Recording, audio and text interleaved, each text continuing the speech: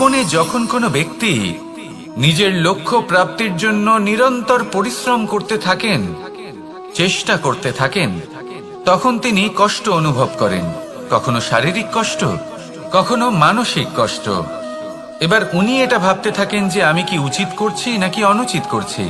কারণ অন্যদিকে এমন একজন ব্যক্তিও আছেন যিনি একদমই পরিশ্রম চেষ্টা করছেন না।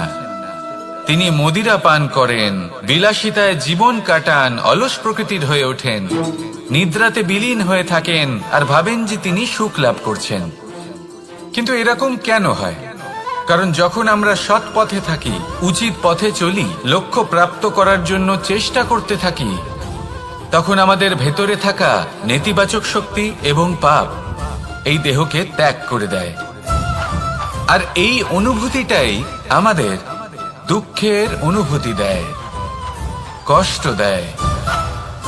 এবার সেখানে যদি আমরা কুপথে চলি, অনুচিত পথে চলতে থাকি, তাহলে আমাদের ভেতরে থাকা পুণ্য এবং ধনাত্মক শক্তি আমাদের দেহ ত্যাগ করে দেয়।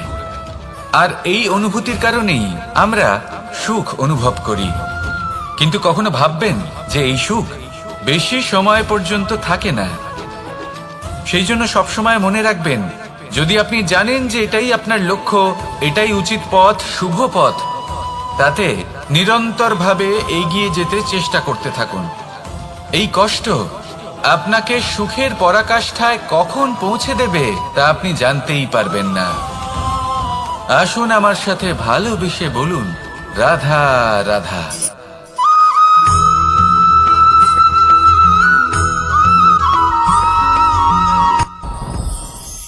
সাথী। সাথী এই শব্দটির ব্যাখ্যা কে কিভাবে করে? মিত্র, সখা, বন্ধু। কিন্তু অর্থ একটাই, তিনি যিনি আপনার সঙ্গী হন আর তিনি যার সাথী আপনি হন। এবার সব থেকে বড় প্রশ্ন হলো এটাই যে তিনি কে হতে পারেন যাকে আপনি আপনার সাথী বলে মেনে নিতে পারেন, নিজের সখা, নিজের মিত্র, নিজের বন্ধু মেনে নিতে পারেন। আপনার সাথী হলেন তিনি যিনি দুঃখের সময় আপনার পাশে থাকবেন, আপনার হাত ধরে থাকবেন। আপনার সাথী হলেন তিনি যার হাত আপনি নিজের সুখের দিনে ধরে থাকবেন। সেই সাথীরই হাত ধরুন যিনি দুঃখে সবসময় আপনাকে সাহায্য করার জন্য তৎপর হয়ে থাকেন, আপনার পাশে থাকেন, আর যাকে সুখের দিনে আপনি আপনার সাথে রাখতে পারেন। আর যখন আপনার সাথে আপনার এই সাথী থাকবে, তখন আপনি এটা বুঝবেন যে যখন জীবনে দুঃখ আসে, তখন এই দুঃখ কমে যায়, সবার মধ্যে ভাগ হয়ে যায়।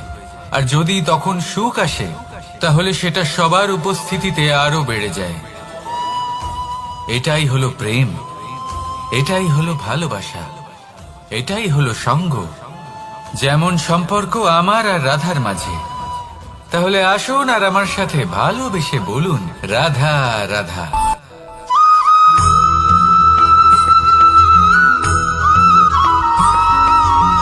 পঞ্চতত্ত্বের মধ্যে দ্বিতীয় তত্ত্ব হল ধরণী, ভূমি, যাকে আমরা ধরণী মাতা বলি। এই ধরণী ধৈর্য ধারণ করে, আর এর ওপরেই আমাদের সমগ্র সংসার নির্ভরশীল। কারণ এই ভূমি সহ্য ক্ষমতা রাখে, এর সহ্য ক্ষমতা হলো অপরিসীম। সন্তান যতই আঘাত প্রদান করুক না কেন, প্রেম পূর্বক সহ্য করে, আর তার বদলে অমূল্য রত্ন প্রদান করে। সন্তান যদি হাল চালায়, তাহলে তার বদলে তাকে অন্ন প্রদান করে। এটাই হলো ধরণী। এবার এর থেকে আমরা কি শিক্ষা পেতে পারি? এটাই যে কারোর জন্য কিছু করা বা কাউকে কিছু দেওয়া মনে কোনো কামনা ছাড়াই। আর এই কথাটা বুঝে যান, যদি কারোর জন্য কামনা না রেখে বা কোনো পাওয়ার আশা না রেখে কারোর জন্য কিছু করেন বা কারোকে কিছু দেন, যদি এটা আপনি শিখতে পারেন, তবে আপনি ভালোবাসতে শিখে গেছেন। আর সেই জন্যই এই ধরিত্রীকে মাতা বলা হয়।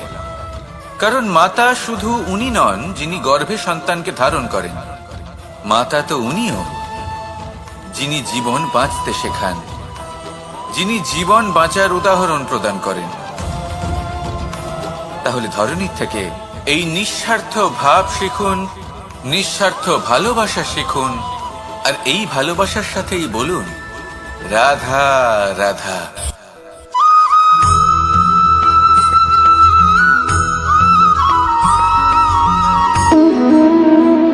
সম্পর্ক হলো আমাদের জীবনের একটি আধার। কিছু সম্পর্ক এমন যে আমরা জন্মসূত্রে লাভ করি, যেমন পরিবার, মা বাবা। কিছু সম্পর্ক আছে যে আমরা জীবনে অর্জন করে থাকি, তা সে প্রেমের হোক, স্নেহের হোক বা বন্ধুত্বের। এই সকল সম্পর্ক লাভ করার বা গড়ে তোলার 5টি ধাপ রয়েছে। প্রথম ধাপ, কোনো ব্যক্তির সাথে আলাপ হওয়া, তার সাথে কথা বলা বা তাকে দেখা। দ্বিতীয় ধাপ, সে ব্যক্তিকে আমাদের ভালো লাগা। তৃতীয় ধাপ, আমাদের এটা চাইতে শুরু করা যে জীবনে এই ব্যক্তি যেন আমাদের বন্ধু হন, আমাদের জীবনে থাকেন, বা আমাদের কাউকে ভালোবেসে ফেলা। আর এটা আমাদের ভাবা বা চাওয়া যে সেই ব্যক্তি যেন আজীবন আমার সাথে থাকেন, আমার জীবনে আমার সাথী হয়ে। চতুর্থ ধাপ, লাভ করা।